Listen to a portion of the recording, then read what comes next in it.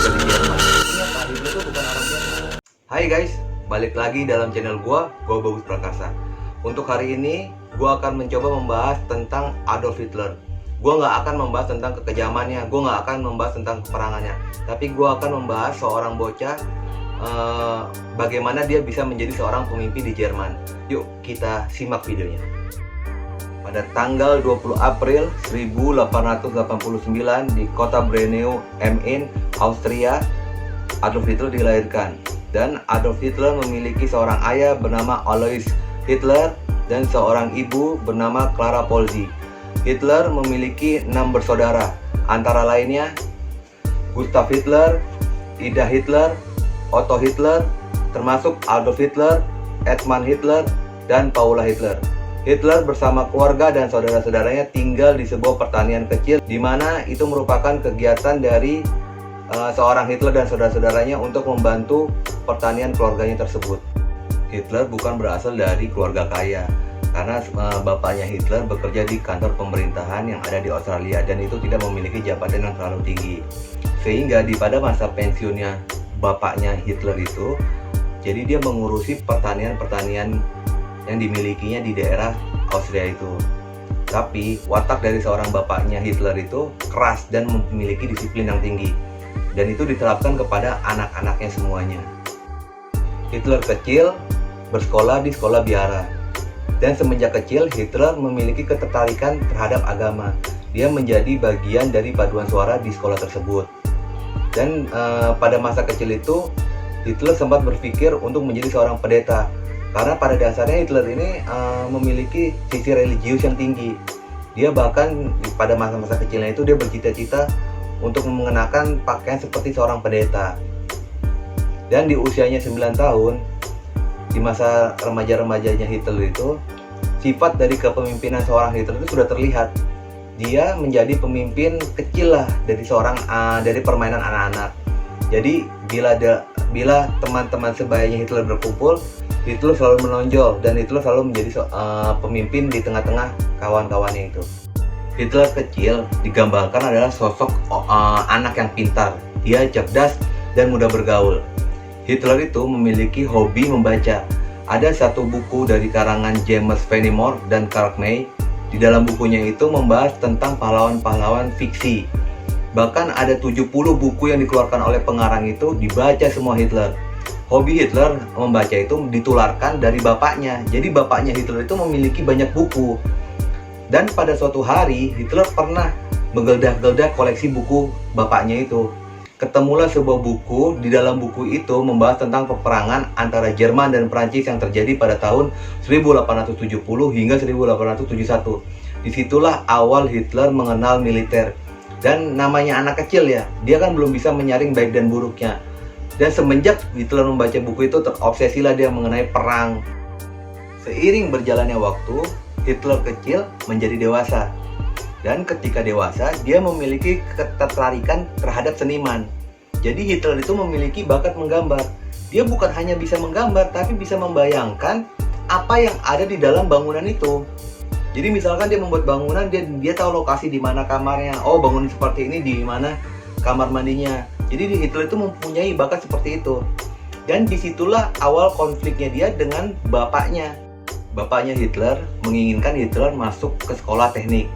Itu dengan tujuan apa?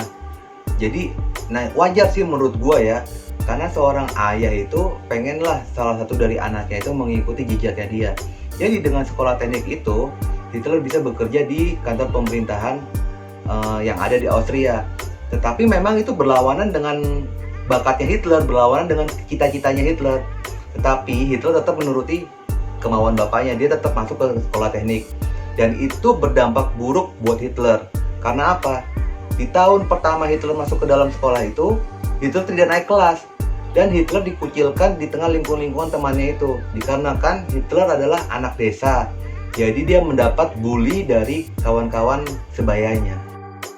Dan ketika Hitler tidak naik kelas, dia coba untuk berbicara sama bapaknya. Ternyata Hitler itu lemah dalam ilmu pengetahuan dan matematika. Sementara di sekolah teknik itu full dengan ilmu pengetahuan dan matematika. Wajar sih, ternyata tuh Hitler tuh bukan tidak mau untuk sekolah teknik, tapi memang dia punya kelemahan dalam hal ilmu pengetahuan dan matematika. Yang perlu kalian ketahui, kehidupan keluarganya Hitler bersama saudara-saudaranya itu, dia itu tidak menetap di satu tempat. Jadi Hitler dan keluarganya itu selalu berpindah-pindah tempat. Itu bukan apa-apa, mungkin dia, kalau menurut pendapat gue sih, Hitler dan keluarga itu tidak memiliki rumah tetap. Jadi dia pindah dari satu kota ke kota lain, dari satu kota ke kota lain, hingga akhirnya dia menetap di antara perbatasan Austria dan Jerman. Dikarenakan Hitler itu tinggal di antara perbatasan Austria dan Jerman, otomatis itu merubah pola pikirnya dia, sudut pandangnya Hitler. Dan kalau menurut pendapat gua, Hitler itu kurang menyukai pemerintahan Austria. Jadi dia di antara kawan-kawannya itu sering mengucapkan salam-salam orang Jerman, kayak misalkan Heil gitu kan. Terus dia pun sering menyanyikan lagu-lagu kebangsaan Jerman, dan itu diketahui oleh bapaknya. Sementara bapaknya itu orang yang setia kepada kerajaan Austria. Bahkan bapaknya pun bekerja di pemerintahan Austria pada masanya itu, sebelum bapaknya pensiun. Dan itu membuat bapaknya semakin marah kepada Hitler karena pembanggangannya dia. Dia berusaha untuk Hitler itu tidak membelot. Puncaknya ketika tahun 1913, pemerintah Austria itu mewajibkan untuk rakyatnya atau warganya mengikuti wajib militer. Tapi Hitler menolak. Lalu di tahun itu Hitler kabur ke Jerman, dan tepatnya di kota Munchen. Sebenarnya emang dasarnya Hitler itu tidak nasionalis kepada Austria, dia lebih pro ke Jerman. Apalagi disuruh masuk ke wajib militer, yang nggak akan mau lah. Dia langsung kabur aja ke Jerman. Karena mungkin itu mendekati detik-detik akan meletusnya Perang Dunia ke-1. Jadi pemerintah Austria itu mewajibkan untuk rakyat itu mengikuti wajib militer.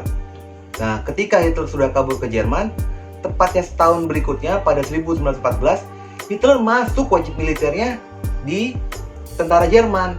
Jadi hebatnya Hitler masih status warga negara Austria, tetapi berhasil masuk ke dalam tentaranya Jerman. Dan ikutlah Hitler dalam Perang Dunia Pertama sebagai pasukan Jerman. Hitler memiliki peran penting, yaitu sebagai pengirim berita. Jadi dia menyambung lidah antara front depan dengan front berikutnya.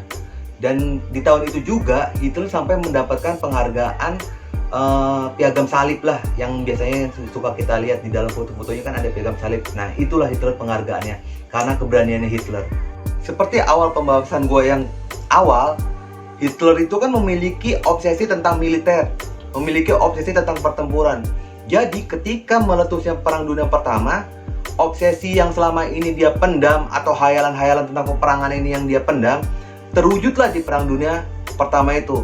Jadi begitu bersemangatnya Hitler dalam melakukan pertempuran-pertempuran itu. Sehingga pada tahun 4 Agustus 1918, Hitler kembali mendapatkan penghargaan salib besi kelas pertama. Jadi waktu awal dia mendapatkan penghargaan salib besi itu kelas kedua, dan di tahun yang berikutnya dia mendapatkan penghargaan salib besi kelas pertama, dan jarang diberikan kepada prajurit-prajurit yang lain. Dan perlu kalian ketahui, Hitler memiliki peran pengirim berita itu bukan pada saat pertempuran saja. Jadi dia itu memiliki peran dalam menulis-nulis berita atau menggambar-gambar kartun yang untuk diedarkan ke masyarakat. Tapi menurut gua sih, karena kondisi peperangan itu sifatnya sebagai propaganda atau penyemangat untuk masyarakat itu sendiri. Kenapa gua bilang Hitler itu sebagai pengirim berita itu bukan peran yang kacang-kacang? Karena dia diriwayatkan pada tahun 1916 dia pernah terkena lemparan granat pada saat dia akan mengirimkan berita. Jadi pada saat front depan itu sedang bertempur hebat, Hitler tetap harus mengirimkan berita sehingga dia terkena lemparan granat. Dan dia pernah terluka juga ketika pada tahun 1917 dia terkena lemparan gas mustar sehingga membuat matanya menjadi buta, walaupun itu tidak menyebabkan buta permanen. Pada tahun 1919 itu menjadikan titik puncak dan terjadinya perjanjian Versailles, perjanjian damai antara pihak sekutu dengan pihak Jerman. Namun di sisi itu bagi Hitler itu sebuah hal yang memalukan, karena dari isi perjanjian itu sangat memojokkan pihak Jerman. Nanti akan saya lampirkan bentuk dari perjanjian itu sendiri. Selepas dari perjanjian Versailles itu, kondisi menjadi normal kembali. Lalu Hitler kembali ke Munchen. Tetapi Hitler tuh bingung karena mungkin karirnya dia di tentara pun bakal stuck. Dia untuk keluar dari tentara juga dia bakal bingung karena dia tidak memiliki pendidikan formal. Jadi di tengah-tengahnya bingung itu, lalu Hitler memutuskan untuk bertahan menjadi seorang tentara lah. Setidaknya dia tetap mendapatkan gaji. Lalu di tengah perjalanan Hitler sebagai seorang tentara, ada Dewi Fortuna.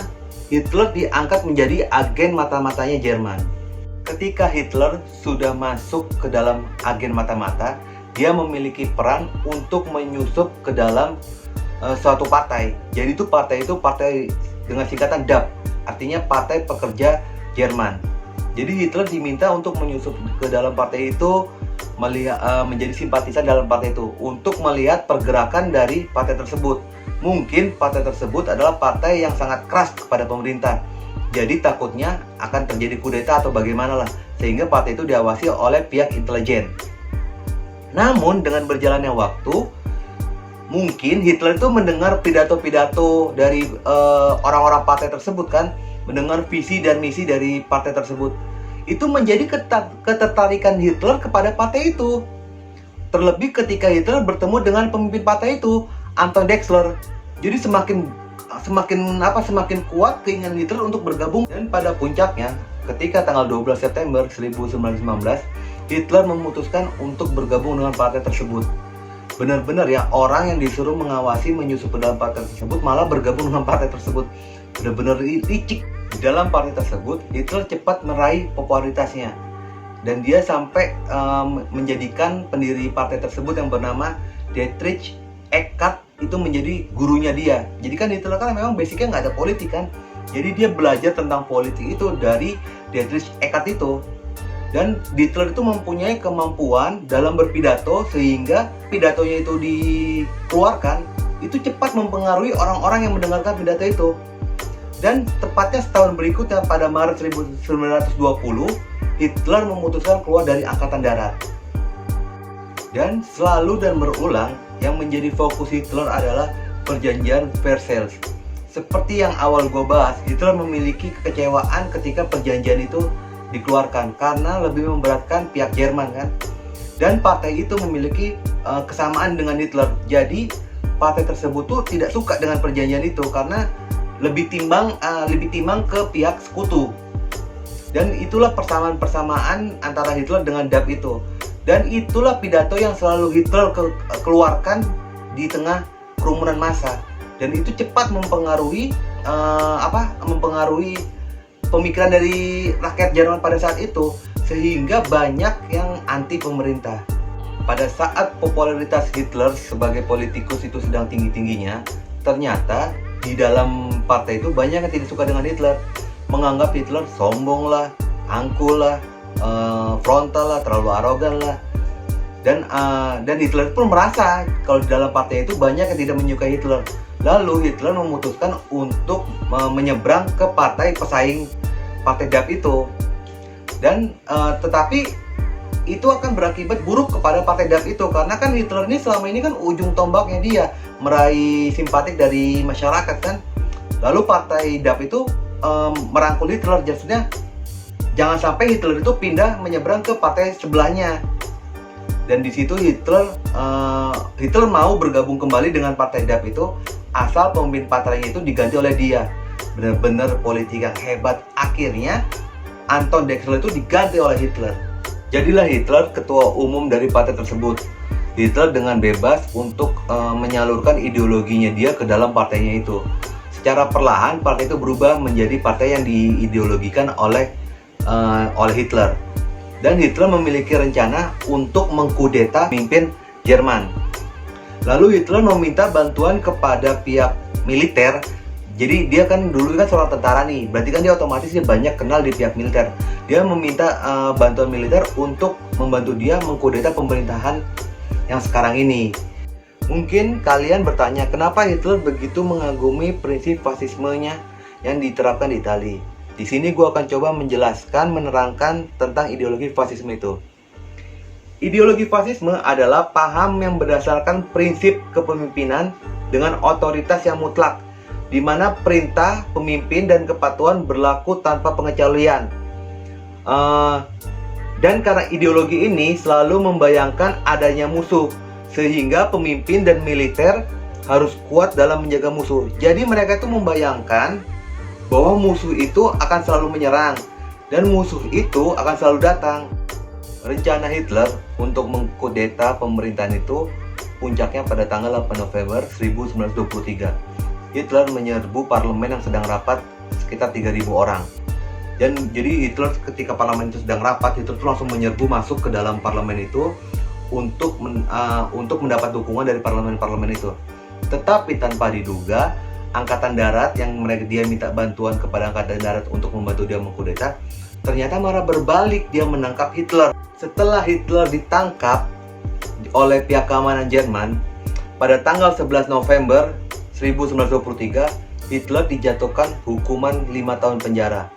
Itu dikarenakan pengkhianatan tingkat tinggi. Jadi dia didakwa pengkhianatan tingkat tinggi. Lalu kepemimpinan Hitler di partainya itu sementara digantikan oleh Alfred Rosenberg.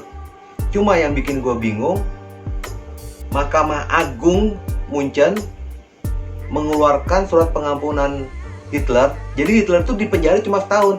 Pada tanggal 20 Desember 1924, Hitler itu dinyatakan bebas karena mendapatkan surat pengampunan dari Mahkamah Agung Munchen. Setelah Hitler keluar dari dalam penjara, Hitler kembali menyusun ulang partainya itu, dikarenakan partainya itu sudah dilarang oleh pemerintah atau pejabat pada saat itu. Tapi Hitler melakukan lobby-lobby hebatlah ke pemerintah pejabatnya, termasuk ke Perdana Menteri Munchen. Hitler melobi Perdana Menteri Heinrich Heyd untuk memberikan izin partai tersebut untuk melakukan politik lagi. Dan pada tanggal 4 Januari 1925, partainya Hitler diberi izin untuk melakukan aktivitas politik dengan perjanjian bahwa melakukan politik dengan cara demokrasi. Menurut gua, Hitler adalah orang yang beruntung. Karena apa? Dia warga negara Austria masih bisa menjadi tentara Jerman. Yang pertama itu. Yang kedua, dia di dalam penjara dituntut karena kudeta, dia bisa bebas karena Mahkamah Agung memberikan pengampunan. Dan yang ketiga, pada tanggal 24 Oktober 1925, saham di Amerika itu jatuh. Jadi membuat krisis moneter kepada negara-negara yang ada di Eropa. Dan disitulah membuat pamor partainya Hitler kembali menaik. Jadi Hitler memberi pada saat kondisi hiruk pikuk, banyak PHK, bank-bank banyak bangkrut di Jerman pada saat itu, Hitler kembalilah mengeluarkan kepawayannya dalam berpidato sehingga menarik simpatik masyarakat pada saat itu. Dan perlu kalian ketahui, ketika Hitler melakukan kudeta, Hitler itu masih berstatus warga negara Austria. Hitler baru mengajukan menjadi warga negara Jerman pada tanggal 7 April 1925, dan itu pun tidak langsung diterima oleh pemerintah Jerman untuk menjadi seorang warga negara Jerman.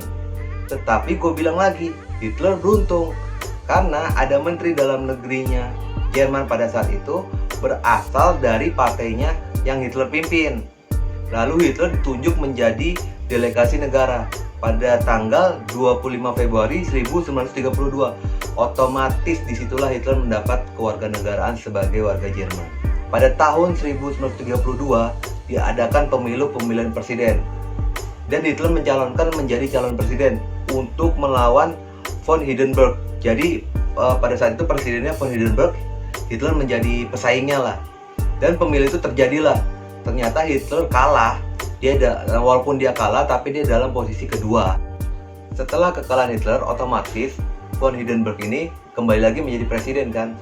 Tetapi Hitler itu ternyata mempunyai hubungan dekat oleh kaum-kaum pebisnis dan kaum-kaum industrialis. Dan kaum-kaum ini yang menekan, memberi intervensi kepada von agar mengangkat Hitler menjadi seorang kanselir. Karena tekanan yang kuat dari kaum itu, Akhirnya mau nggak mau, von Hindenburg itu mengangkat Hitler menjadi seorang kanselir. Dan terjadi pada tanggal 30 Januari 1933, Hitler resmi menjadi kanselernya Jerman. Pada tanggal 2 Agustus 1934, von Hindenburg, presiden terpilih, meninggal dunia. Hanya yang menjadi titik fokus itu bukan von Hindenburg yang meninggal, tetapi sehari sebelum von Hindenburg itu meninggal, von Hindenburg dan bersama kabinetnya baru saja mengesahkan hukum jabatan negara. Apa itu hukum jabatan negara? Hukum ini menyatakan bahwa setelah Hindenburg meninggal dunia, jabatan presiden akan dihapus dan kekuasaannya digabung dengan kekuasaan kanselir.